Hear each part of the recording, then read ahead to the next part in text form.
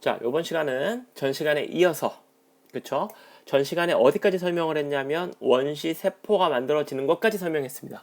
그러면 그 원시 세포가 만들어지면서 그 원시 세포가 어떻게 발전을 하는가에 대한 설명 이번 시간에 이어서 하도록 할게요. 자, 이번 시간에 설명할 굉장히 중요한 내용입니다. 요 부분이 특히나 어디까지 설명을 했냐면 지금 요 코아세르베이트 있는 데까지는 설명이 마무리가 됐죠. 여기까지는. 자, 이번 시간에 포인트를 둬야 되는 건 요 부분입니다. 요 부분. 뭐 간단하니까 상상만 해봅시다. 자, 코아세르베이트까지 만들어지는 이 시기를 생각을 해보면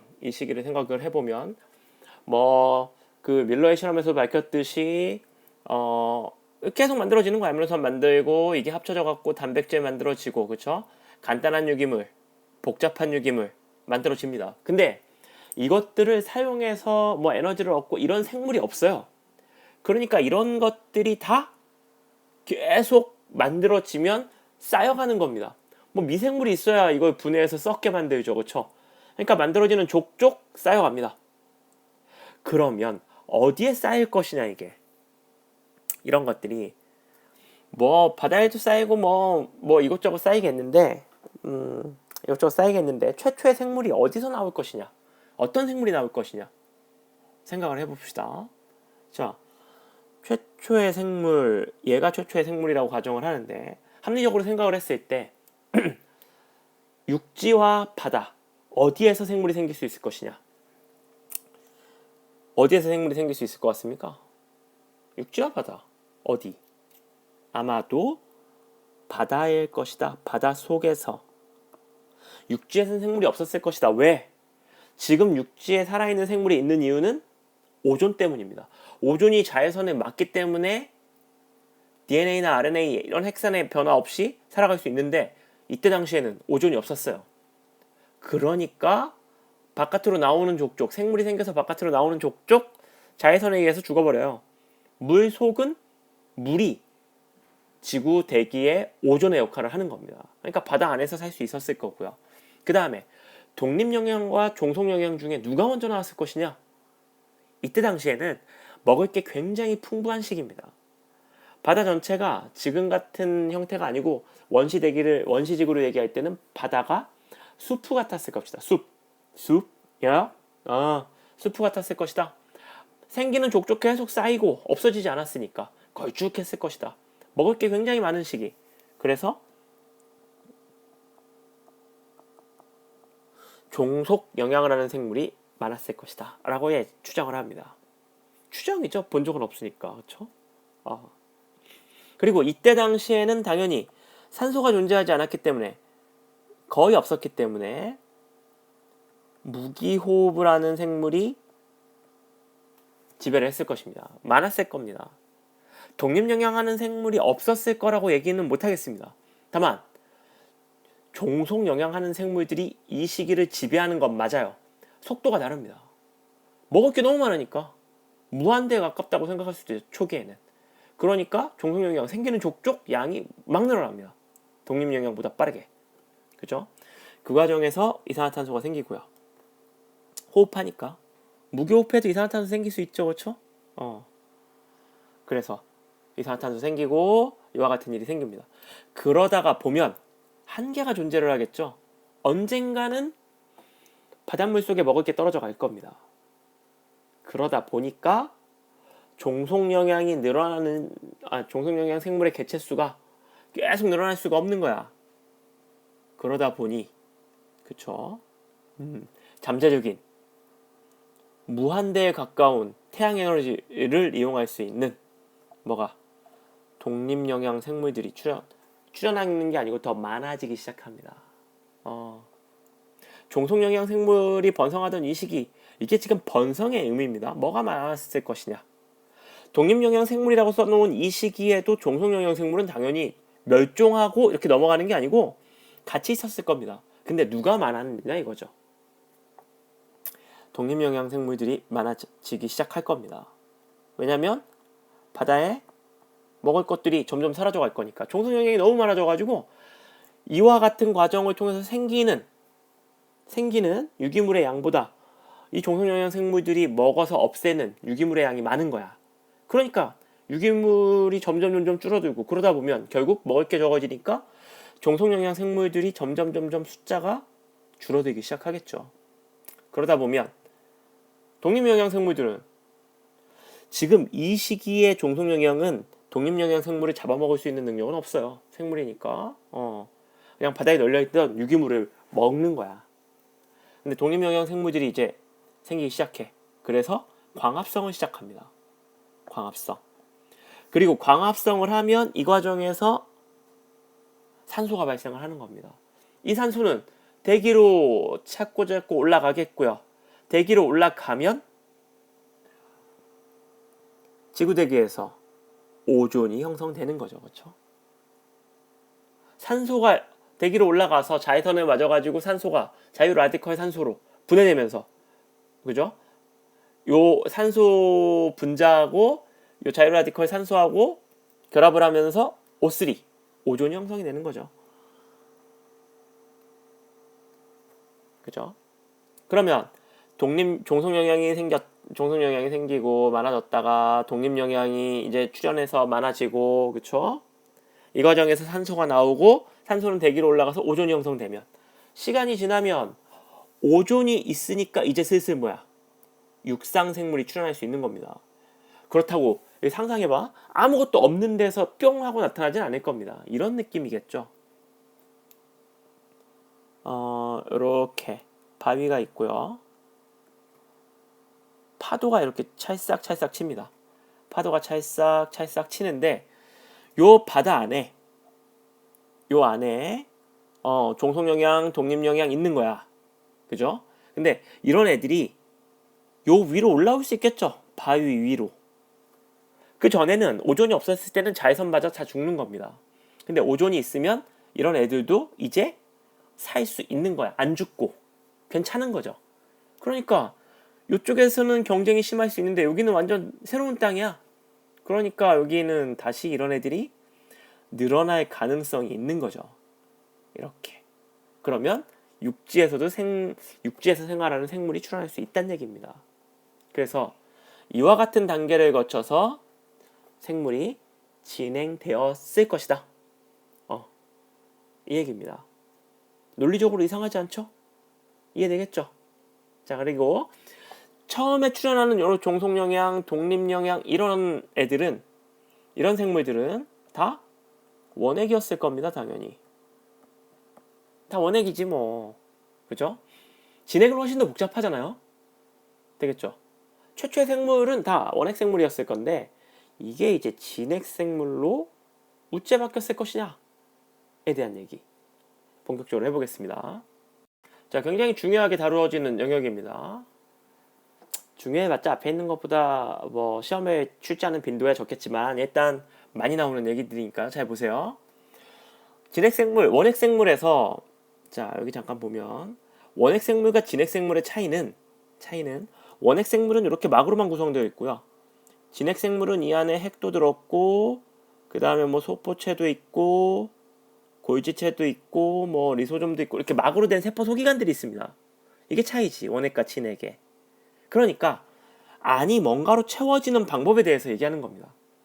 이 안에 이런 것들이 어떻게 생겼느냐 원핵생물에서 이렇게 설명을 하면 되겠습니다. 두 가지로 세포막 함입설 그 다음에 세포막 함입설 세포내 공생설 두 가지로.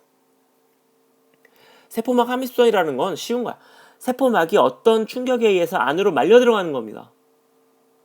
안으로 이렇게 말려 들어가는 거야. 이렇게 말려 들어가서 여기가 딱 끊겨버리면 안에 세포막과 동일한 막으로 되어 있는 이런 소기관들이 생긴다 이 말이죠. 그래서 핵, 소포체, 핵이 생겼다는 얘기는 핵막이 생겼다는 얘기고 소포체 같은 것들을 요렇게 요 바깥에 있는 세포막이 안으로 밀려 들어가면서 여기가 뚝 끊어지면 요 안에 독립되어 있는 이런 구조물들이 생기는 거죠. 그래서 핵이나 소포체 같은 것들은 이렇게 생겼을 것이다 라고 얘기를 합니다. 세포막 함입설 다른 말로 막 진화설 이렇게 얘기하죠. 막,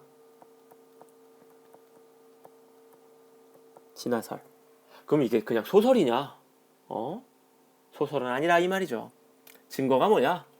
증거가 뭐냐면 이 핵막, 소포체막, 핵막, 소포체막 이런 것들의 이 막 구조가 외막과 동일하다. 그걸로 봤을 때 외막이 안으로 들어가서 이 안쪽에 있는 막 구조물들을 만든 것이다 라고 설명합니다. 그렇게밖에 설명할 방법이 없죠. 그죠? 구조물이 똑같아. 안에 있는 거나 밖에 있는 거나. 그러면 이 안에 있는 막이 어떻게 생겼을 것이냐? 밖에 있는 게 들어와서 만들어졌을 것이다 라고 얘기하는 거고요. 그걸로 설명이 안 되는 게 엽록체하고 미토콘드리아입니다. 이건 기능도 되게 독특하고요. 미토콘드리아와 엽록체는 자기만의 고유의 DNA와 RNA, 리보솜이 있습니다. 이거 잠깐 폐기하면 고유의 DNA, RNA, 리보솜. 핵과 다른, 핵 안에 있는 것과 다른 고유의 이런 것들을 가지고 있습니다.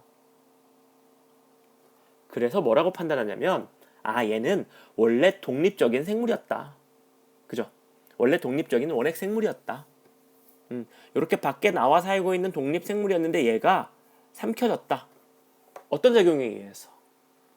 내포작용에 의해서 막으로 싸서 안으로 갖고 들어왔다 이 말이죠.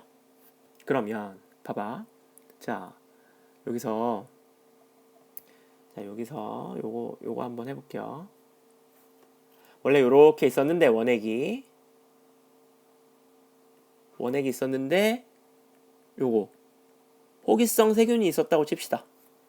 그러면 얘가 요렇게 빨려 들어온 거야.